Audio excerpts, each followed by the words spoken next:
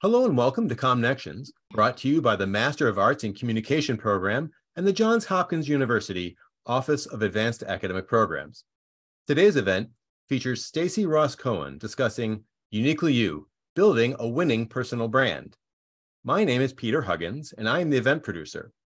Please note, today's presentation will be recorded and uploaded to the AAP YouTube channel under the ComNections playlist. During the program, if you have any questions, please feel free to use the Q&A function, and we'll answer as many questions as possible during the Q&A portion of the event. With that, I will turn over the event to our moderator, Dr. Patricia Hernandez, Assistant Program Director and Lecturer for the Master of Arts in Communication program. Thank you, Peter. I am so pleased to welcome Stacey Ross Cohen to this ComNections talk. I appreciate her time and her energy and excitement and expertise. So I'll go ahead and read a brief intro about her, but she is so much more than this brief intro. So Stacey's an award-winning brand professional. She earned her stripes on Madison Avenue and has, right prior to starting her co-communications company, she's also a TEDx speaker, contributor on Huffington Post, Entrepreneur, Thrive, Global, and many more.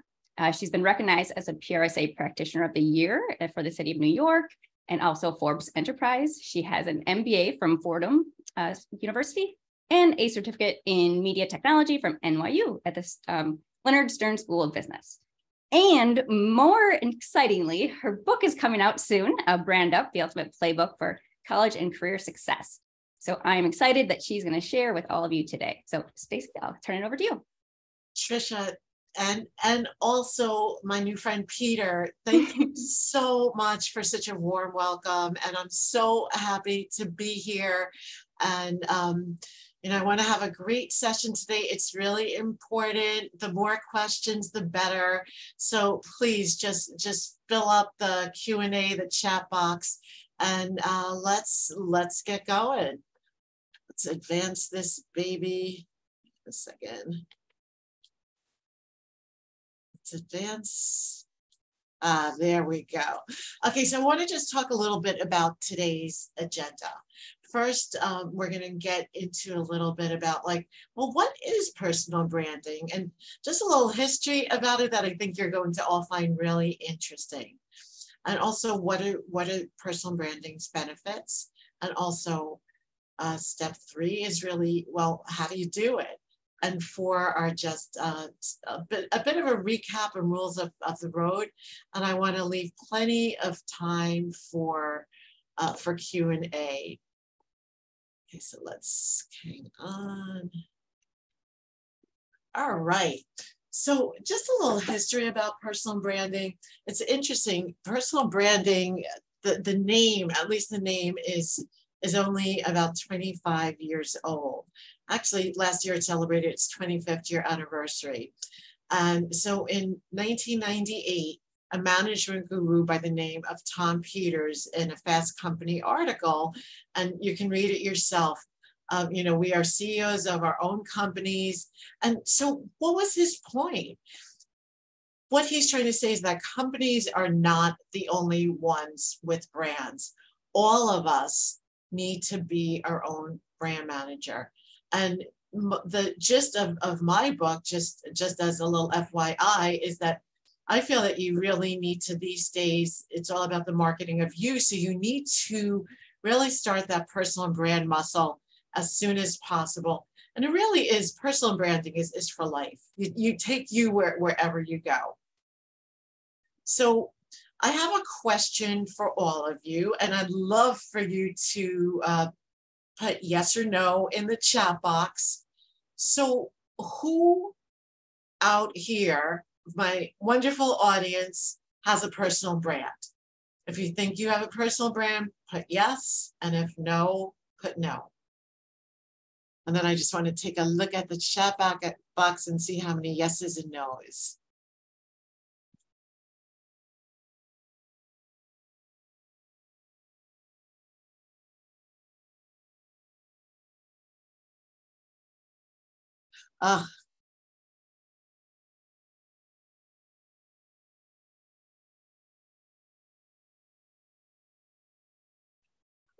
Interesting. I would say, pretty much divided, maybe slanting more towards yes. And here's the thing, all of you have a personal brand. It's either positive, negative, or neutral. And a lot of people really don't like the word personal branding because it's like, I don't want to be considered a brand. That's only for, products that you buy at the grocery store. But that is not true. Personal branding is not about me. It is what is your value to others? What is it that sets you apart from others? How do you stand out? Why should someone choose you as for an internship opportunity or for a job? And that is really the crux of personal branding, standing out. Again, how do you stand out from others? And as we all know, it's a very connected, competitive, and cluttered world. And we all have to figure out our superpowers and figure out, like, why will someone hire me? Why will someone, it's interesting. There's really like endless applications, because I have even had friends that are in dating apps that have said, could you help me with my profile? So it's really, the applications are endless to personal branding. And just a little bit of information, brands, a lot of people think brands just happen. They do not. The best ones are honed. So you really need to be intentional.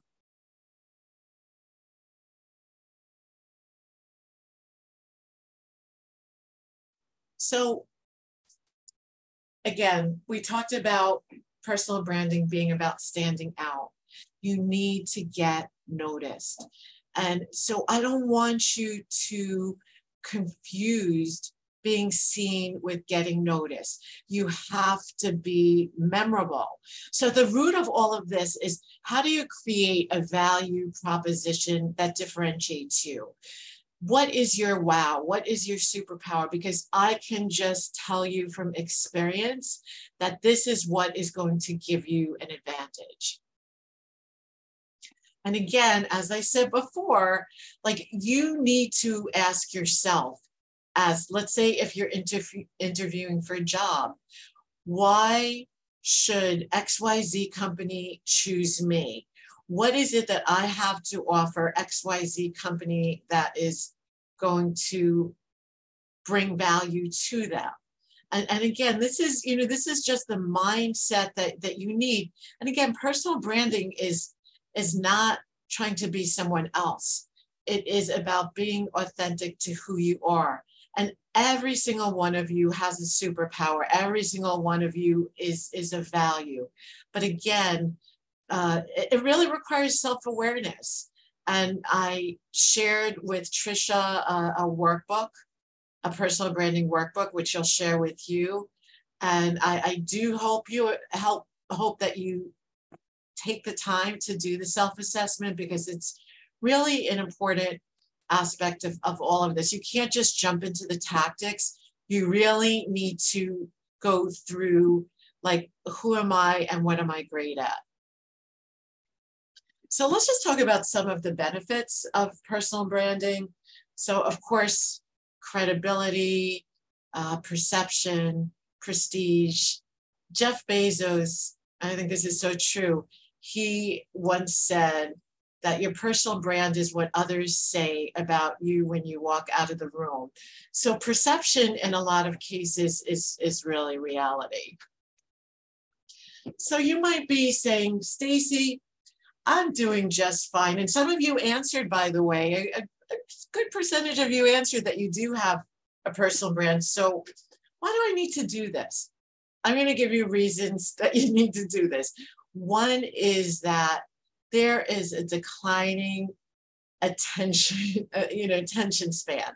I don't know if any of you have heard the statistic, but the average American attention span is 8 seconds. In the year 2000, it was, believe it or not, it was 12 seconds. That's a 33% decline. So if you think about the average amount of words we speak a minute, it's about 140 words. So if I'm doing the math correctly, that's 20 words per minute. And think about it, 20 words to get your point across. That's not many words. And so what happens is that you need to get someone to focus on you with declining attention spans. And if you look at this data, here it's really interesting. So there's an average of 5.9. Let me repeat it, 5.9 million Google searches a minute. So what that is telling us is that we all need to be masters of first impressions. You don't get any do-overs a lot of times. So you really have to be prepared. You have to spend time in, I guess you could say, you know, the marketing of you, packaging yourself, and only then can you really deliver. So let's just talk a little bit about digital footprint. I always tell students, actually this applies to anyone at any age, like Google is the new resume. Think about it. And I just said that in an Internet Minute, the last slide, that there's 5.9 million Google searches. So someone may be Googling any of us right at this moment. So we all have a digital footprint, and I'm sure that you've heard this terminology. But if you think about it, a footprint is a little bit misleading because footprints fade, but a digital footprint is forever. You know, it's like a lot of us think that we're safe when we post on social media, but really everything is permanent and discoverable. Even things that you take off, like an inappropriate, I don't know, an inappropriate Instagram picture when you were on spring break, when you were in high school, everything is discoverable. You know, you want to really think about how do you show up. So again, I hope that all of you after this presentation will go and Google yourselves and see what you find. This is really, really important stuff. So, all right, let's talk about the branding roadmap. And we've already established a personal brand is important to success. But how do you create this? So every personal brand starts with a roadmap. I like to think of it almost like 3D, right? So personal branding in 3 dimensions. So the first stage is discover, the second stage is develop, and the last stage is deliver. So when we look at discover, you're building the foundation. Like I said before, you cannot just jump into the tactics and say, oh, I want to just go on TikTok. It's not going to work for you because you know what? Marketing of you is deliberate steps. But for the discovery stage, there's 3 important takeaways. One is, again, a self-audit. And that's what the workbook that you all will get. And again, I hope that you complete it. It's, again, this is hard work, but I promise you it will be worth the investment because you really need to create that self-awareness and again, who you are, what your superpower is, who you're trying to reach, what's a value for them, what are your objectives now, and also your 5-year look ahead. And so again, by plotting all of this, you can really crystallize like your unique value. Why do you stand out? And why should, let's say, a recruiter choose you? So you've got to ask yourself some tough questions, anything from what am I most proud of? How do I add value? And what do I want to be known for? And this doesn't matter, honestly. Like if you're looking for a job, you're looking for a promotion at an existing workplace, if you want to start a new business and you're looking for clients, this is really across the board. Equally as important as understanding yourself is understanding your target audience. Remember what I said before about Jeff Bezos? It's like all about the perception, you know, what do others think of you? So you have to get inside your audience's mindset. You have to think about, who are they? What's their age, geography, profession? Where are they hanging out online? Also, as a professional marketer, I always know that if I want to sell this pen, I have to understand, like, my target audience, what's in it for them? Like, what is of value to them about this pen? And we also, and I think we learned this more than ever during the pandemic, we have to always consider their pain points and address changing needs. Really, really important. Let me give you an example. My favorite example of this is yogurt. I don't know if any of you like yogurt. I happen to be passionate. I have it like maybe once a day, sometimes twice, especially frozen yogurt in the summer. So as a marketer, we call something features versus benefits. I could come to you and say, buy this yogurt. This yogurt has 20 grams of protein and it has acidophilus. Or I could sell you on the benefits. Eat this yogurt and you are going to sleep better. You're going to be healthier. You're going to have more energy. Think about it. Which yogurt would you pick? So it's almost like, you know, again, this is about marketing, because you want to make sure, again, remember what I said before, you've got to be a master of first impressions. You want to get across very quickly what your benefit is, what your value is. The last thing that I want to say about the third thing that I want to say, so the first, again, was doing a self-audit. The second, understanding your target audience. And the third is knowing your competition. You need this intelligence because you've got to find differences and uncover opportunities.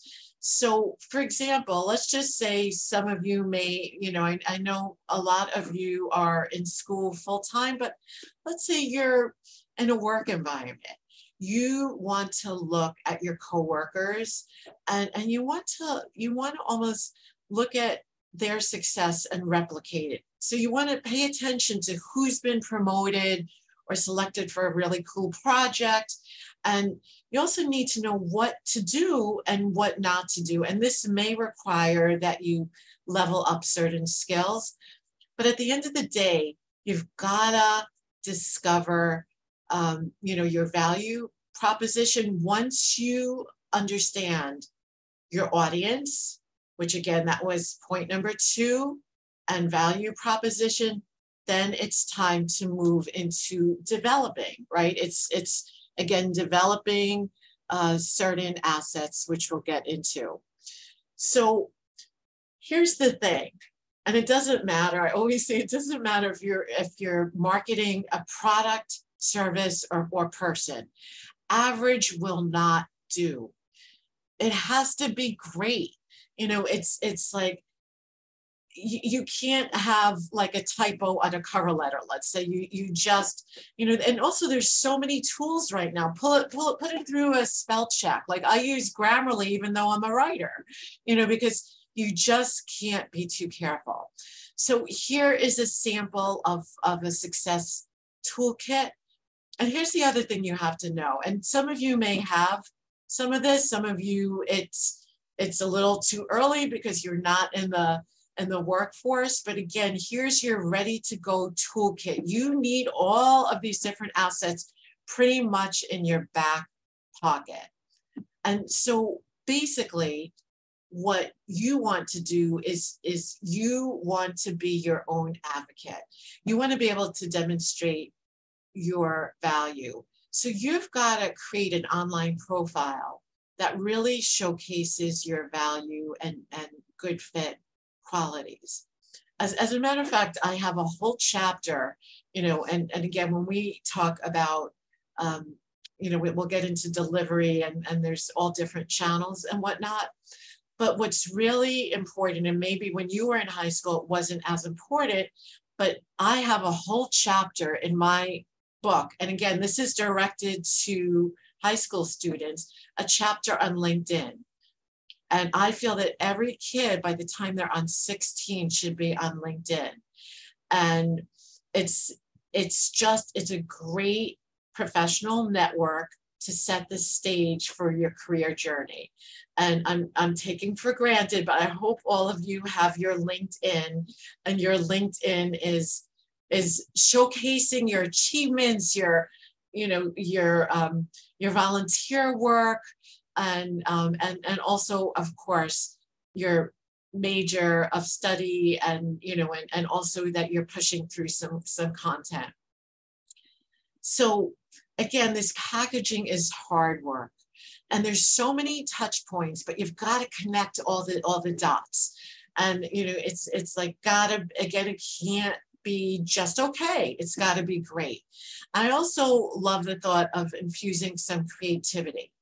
So think about, for example, your email signature line. Like that's a great, that is a great place for real estate. Like you could include a photo in there, links to your social media platforms. So think about like every single touch point. And I want to say, like, thank yous are really important. I have a whole section in my book for high school kids, like how to write thank you notes, and also how quickly that you need to respond, because you've got to get a thank you note out. Like I would like to see people getting thank you notes out within 4 hours, but you really need to get it out within 24 hours. And you could even infuse, depending on situation, like a little creativity. I'll give you an example. I run a PR marketing agency, and I pitch new businesses all the time. So there's a really, really cool candy store by me. So they have these great like chocolate pizzas, and some of them had like Reese's peanut butter cups or sprinkles or just all kinds of crazy things. So what I did, they unfortunately closed, I'd probably still do it. I would just, after a new business meeting, I would get one of them and write to the prospective client, thanks for a slice of your day. It was just something, again, it made me memorable. And so again, you just need to just think a little differently and how you can stand out and be memorable. And the other last thing that I want to say in the development stage, and then we'll move to deliver, which is the last stage, is I'm all about relationship building. You've got to invest in relationship building. So what that means, again, bringing LinkedIn again, but you've got to curate and nurture the right relationships to those who match your goals and can help build your career or business, if that's the case. Really, your network is your pot of gold. And I have 2 girls, they're both in their 20s. And I have always told them, it's not what you know. And they're both very bright girls. And they fought me for a while, but they understand now, like it's all about those connections, because truly, and I don't know if any of you have heard of this saying, but your network is truly your net worth. So please, if you feel that your network is a little anemic, spend some time on it. It's a really, really important investment.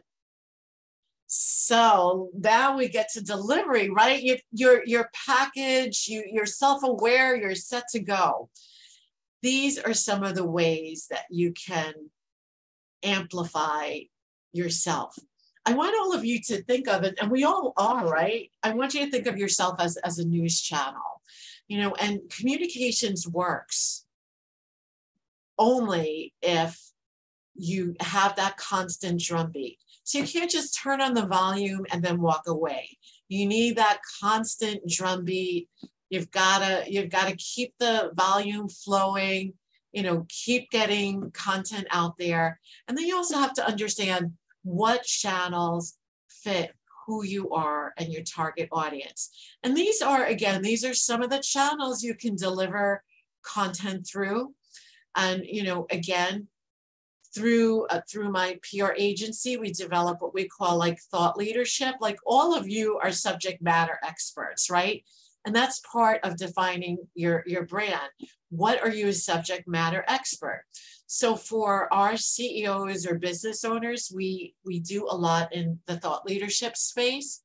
So we will get them quoted. Let's just say they were a thought leader in climate change, and we would get them quoted in national media.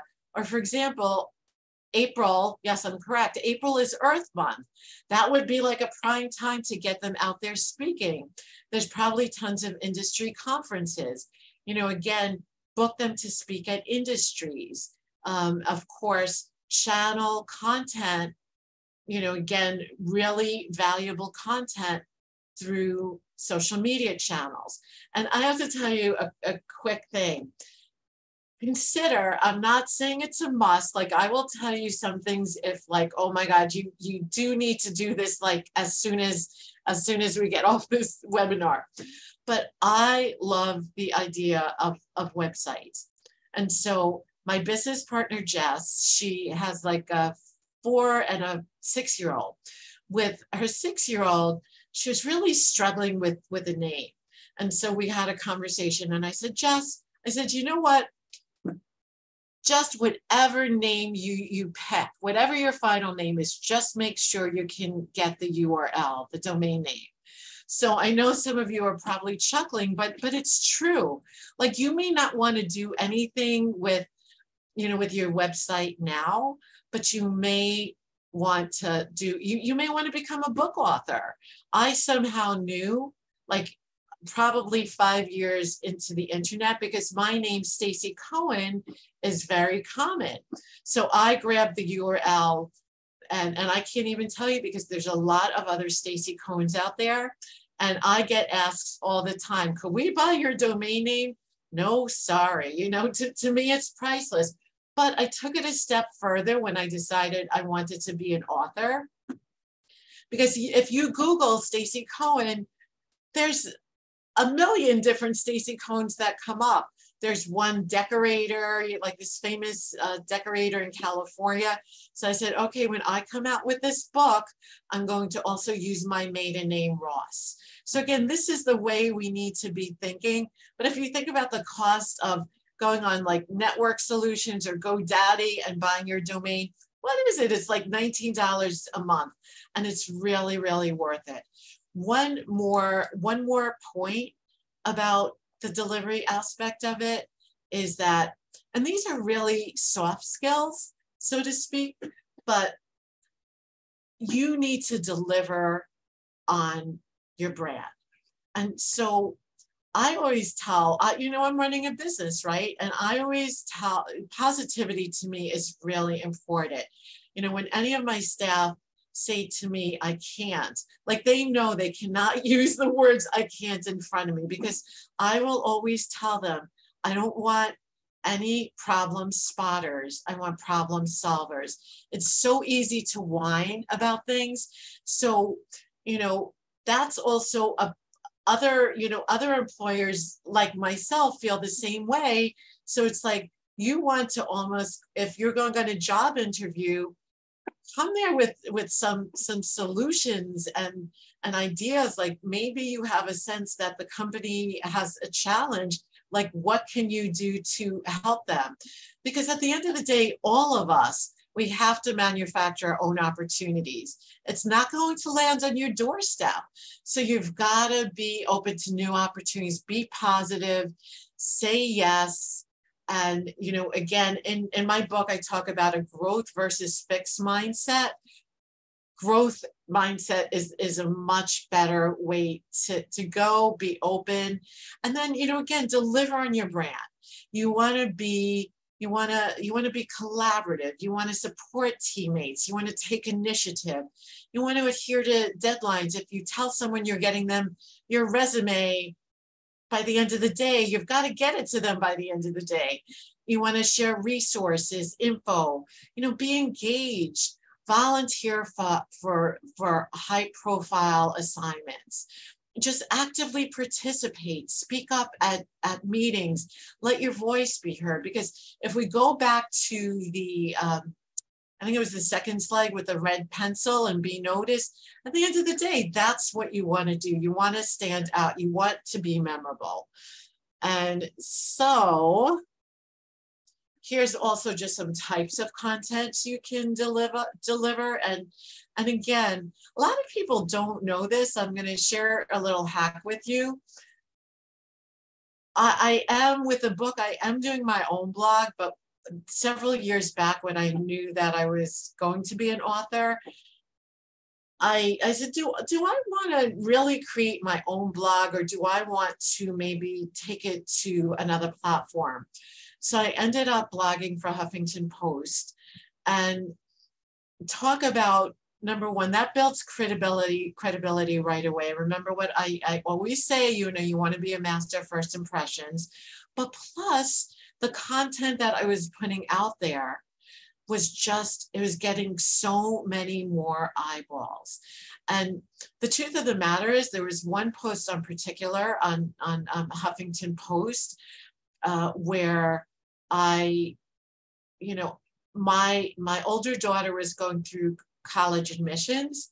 And that's when I had this epiphany. I was like, wow, you really need to market yourself. And I was like, I wonder if there's any schools across the country that are teaching like digital citizenship and, how to deliver your best self. And I found one in Florida. I didn't interview the teacher, but by the way, now he is a contributing author. And I found it so interesting. Not only was he teaching personal branding digital leadership class in high school, but it was made mandatory for 14-year-olds. So every ninth grader had to take this class. And that was really my epiphany, because I realized that, that I had something. And then when I posted that article on Huffington Post, it went viral. And so again, if I had posted that on my own blog, not necessarily so. So again, think about your channels very, very carefully. And in closing, I always like to just give you like a couple of rules of the road. A lot of this we've covered. You need to start with a plan. Please fill out the personal branding workbook. There's so much noise out there. You really need to be intentional and proactive. You've got to own this. And, again, you need that consistent drumbeat. Just, you can't do this like 3 times a year. You've got to be consistent, create systems for yourself, create, what we do for our clients is we create like a monthly content calendar. Do that for yourself. Build meaningful relationships. You've got to invest in this. Remember what I said, your network is your net worth. And even like you all should be thinking about joining boards or leadership positions. There's like a lot of opportunities on boards. They would love to have like younger board members. And my mantra is add value, not clutter, because there is so much clutter out there. And just, again, be mindful, assess what's moving the needle, and, refine the strategy if needed, because it's like, this is not an exact science. So you're definitely going to have to think of what's working and what's not. But the most important thing is that really consider your audience and what would be meaningful and relevant to them. And last but not least, personal branding is for life. And it's, I don't want to scare you if because many of you answered no, that you don't have a personal brand. Well, after today, you do. And so with that, it's like, again, nobody is going to do this for you. I am hoping that I've inspired you today to invest the time, to invest in yourself, and really figure out what your superpower is, and then amplify it on a consistent basis. And just, again, I have it right, just like the little sticky, add value, not clutter, because every piece of content you put out, you want it to be of value to your audience, even if it's an email, even if it's a text. Just keep adding the value and you will be well on the road to success. So I am going to stop sharing. Wait, hang on a second. If anybody wants to follow me on Instagram or get in touch with me, here's my contact information. Okay, and I am waiting for my wonderful host and co-moderator to pop back in. I'm coming in. I'm just waiting for the camera to appear. But thank you so much for such helpful and useful information. I, of course, agree with everything that you said. I also want to provide an example of the thank you note. So my mom taught me to write thank you notes since I was young for, any gifts or anything. And I've continued that in my professional, and even when I was in undergraduate school and graduate school, I would send even holiday letters to my advisors, people that were important to me. But even when I interviewed here at Hopkins, I was actually en route to Puerto Rico right after the interview. So I knew I wasn't going to be able to get home and write a letter, and I didn't want that to be an excuse. So I wrote one ahead of time. I didn't know, of course, know if I was going to get the job or anything. I just wrote thank you, to the committee for their time, and I gave it to them. So the power of thank you letter is so important. I love that. Don't get that. Talking about being proactive and intentional. I love it. Great, Trish. Yeah. I even had to give my brother a lecture. I'm like, you need to teach your kids to send thank you letters for, yes. things. Yeah. And that's not anything that you want to send a text. Yeah. And believe me, an email is totally fine. Yes. Yeah. A handwritten note, even better. But yeah, it's just as long as you get it out quickly. Exactly. Yep. All right. Do we have any questions? You can pop them in the chat.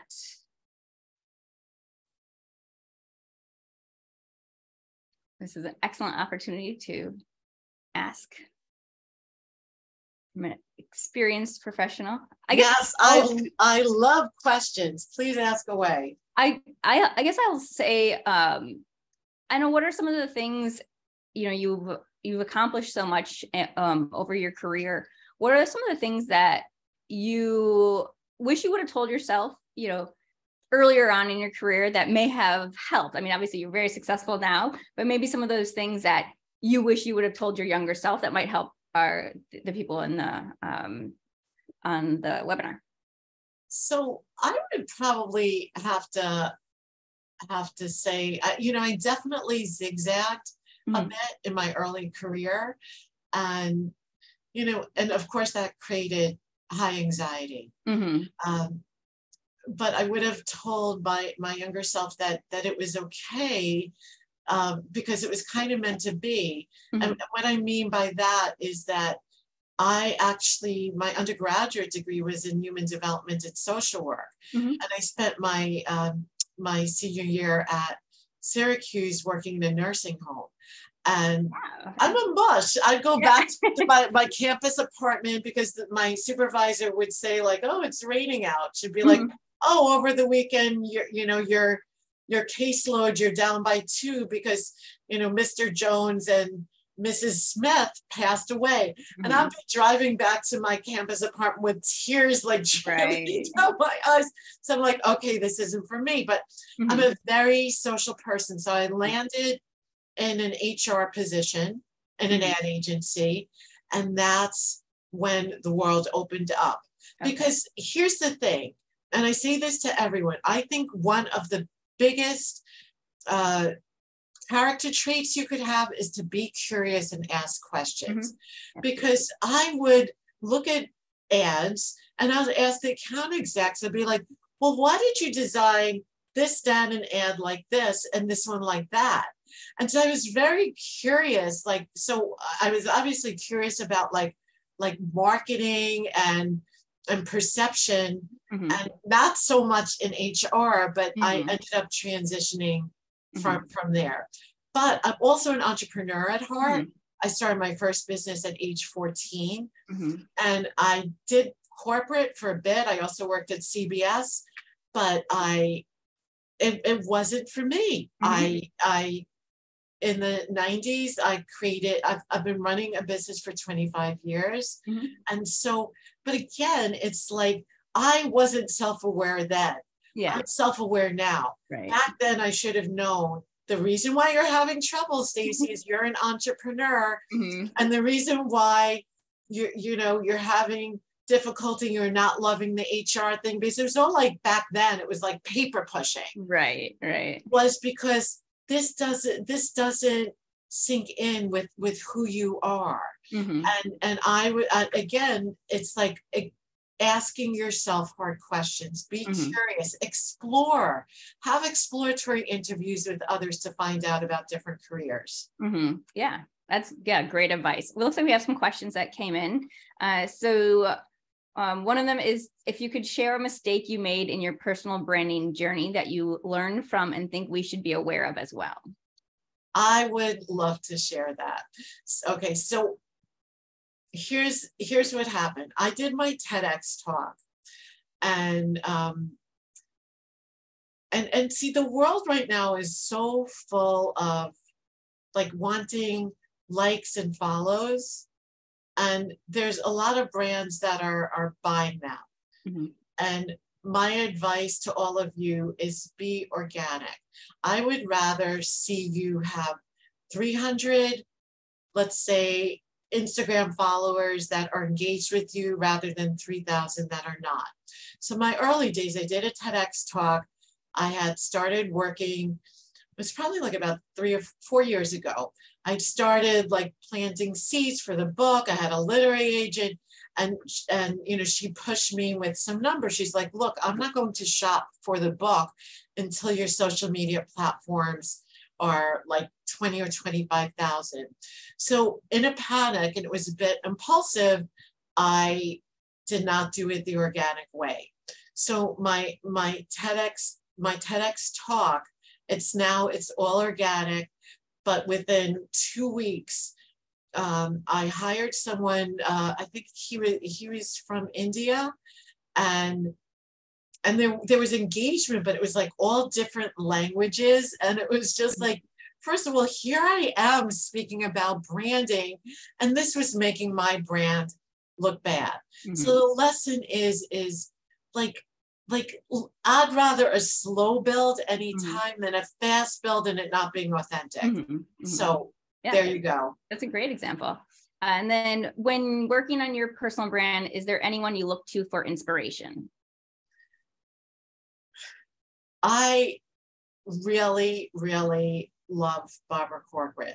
Mm-hmm. And as a matter of fact, I'm so lucky because she gave me an endorsement on the book, yes. Which of course I put on the front cover. Fantastic. But she really is inspiring because she was a waitress, not highly educated, and she just had branding in her DNA to figure out what her superpower was.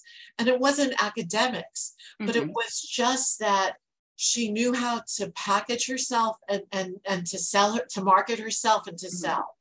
Mm-hmm. And so I also think she's brutally honest, and mm-hmm. I love that. But that's part of her brand, is like, yeah. What you see is what you get. Mm-hmm. So I would have to say there's so many brands I like, but she comes to mind first. Yeah. And then this is kind of ties up. Same question is with regards to brands, some that you admire the most. So maybe not just a person, but in general. I really like Nike. Mm-hmm, me too. I mean, look, every brand has had some missteps. Mm-hmm. I think when you look at their overall brand, or Dove, actually Dove. Mm-hmm. Dove, I'm sorry, I'm a woman. I have to say Dove. Yeah. It's like Dove, because think about it. It's like, what a great message that is. Mm-hmm. It's mostly women. I'm not saying that men don't use their soap, but it's mostly women that do purchase it. Mm-hmm. And they want to make every woman feel beautiful. Mhm. And their timing is so right with the explosion of social media, and and people looking at all these influencers who are just like picture perfect.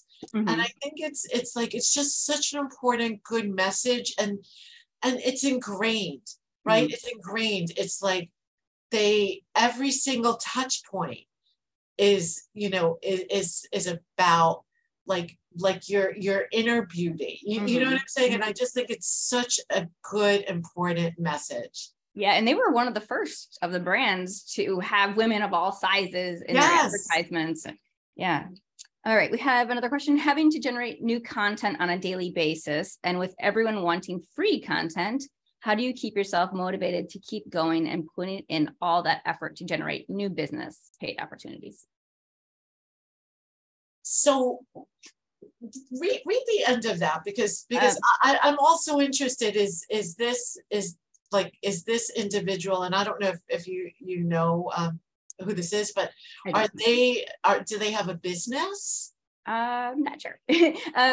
So it sounds like, like everyone wants free content. So how do you generate and find motivation to create content that you get paid for? So you need, first of all, one thing about content, you always need a diversification, right? Because you don't want to put out the same content. But going back to your target audience, you have to get inside their mindset. What is going to be of value to them? You want your content to be like at a 10. You don't want to be putting out a content that's like just out of 5, like just passable. So don't put out content just to put out content. It's got to be great content. And with saying that, I really believe that feeding the content beast is really difficult. I would rather less than more. The thing that I have to say concerns me a little bit, like with the Chat GPT and all these AI platforms, that people are going to start getting like really lazy with writing. I mean, it's like, I think it's really important to set aside what I sometimes do, because I have to tell you, writing a book, there were times that, and I had a tight deadline, I would say, how am I going to do this? But I would create the mood, right? I'd light a candle, and there was this writing meditation I found online that would get you like all inspired, like to clear your mind. And now you're going to be able to write with clear thoughts. You do need clarity of mind. And also, here's the thing, like, once you develop like a good foundation of content, you can just like repurpose it. So for example, like I just did an article like on 8 tips to leverage your social media for college admissions. And then someone asked me for, could you do like 5 tips for me? So I basically took those 8 tips and I just retrofitted that. I just like reframed it a little bit. It took me 10 minutes. Yeah, exactly. All right. So I hope that answers the question, but whoever asked that, please, like, if you have a follow-up, let me know. They said thank you. And then another question, should my personal brand be changeable based on job opportunities? When should it be revised and developed? I love that question. That's a great question. Overall, you don't want to change your brand up to different opportunities. It's really more your messaging that you might change up depending on the audience and what is of value to that particular audience. So again, we do reinvent ourselves through our lives. And I think, you can appreciate it. This career path, it takes zigzags. So you constantly need to update it as you transition to different areas. But you also don't want, and I'm sorry because I'm a marketing person, you don't want any brand confusion around you. You know what I'm saying? It's like I think you really need clarity in who you are. And for the most part, it should be pretty stable. You may need tweaks along the way, but again, it's even as like a corporate brand, typically it's like easing into it, like this is our new brand. You want to build momentum. If you do decide you really need to change it up. But again, most people have a superpower or subject matter expertise that will last them a lifetime. So it's really a matter of just tweaking it along the way. Yeah, great advice. Do we have any other questions? Oh, I think anyone else have any other questions? But there's one I missed. What are your thoughts on the different social media channels? I'm a big fan of LinkedIn, but it depends on who you want to reach, who you are and who you want to reach. If you are an artist, obviously, LinkedIn is not going to be the right channel for you. You're going to want to be on Instagram or Pinterest. If you're a musician, you want to be on YouTube. So it really matters. I think, again, for those that are looking for jobs, a LinkedIn is a must. But not just, let me just grab some water, not just any LinkedIn. It's got to be great. It's got to be great. There's actually something called an SSI index on LinkedIn. Have you ever heard of that? I don't think so. So you can actually put in, the URL that's on LinkedIn and put it in. If you Google it, it's called LinkedIn SSI index. I forget what it stands for, something with selling index. Okay. But you can compare yourself to others in similar fields. Yeah. And so it'll give you suggestions for improvement. Okay. So again, you need to, it can't just be good, it has to be great. And everything from even the picture you post, no selfies, obviously. You want to get a professional, high-res photo, shoulders up. LinkedIn is not the platform to look goofy. It just isn't. I sometimes see it, but it's not. Right. You just want to make sure every single word that you choose is carefully curated, because as I said before, you have 20 words to get your point across. So you want the headline under LinkedIn to be really strong. It's almost like your tagline, like, who are you? And again, it's like the chance of someone reading past like 50 words is very slim to none. So keep that in mind for any channels, any of your online profiles, that most people are only going to read the first 2 sentences. And as I said before, you've got to be a master first impressions. Absolutely. So if you want them to choose you, you've got to put your best self out, like really quickly. Yeah, absolutely. Do we have any other questions? Or Stacey, if you want to have any final thoughts or anything you'd like to share before we end the session? I always have additional thoughts. I think, the important takeaway from all of this is that, again, personal branding is for life. Don't get concerned if some of you answered you don't have a personal brand. It is never too late. There are some 50-year-olds that I've worked with that want to level up their brand. And unfortunately, personal branding is no longer a luxury, it's a requirement.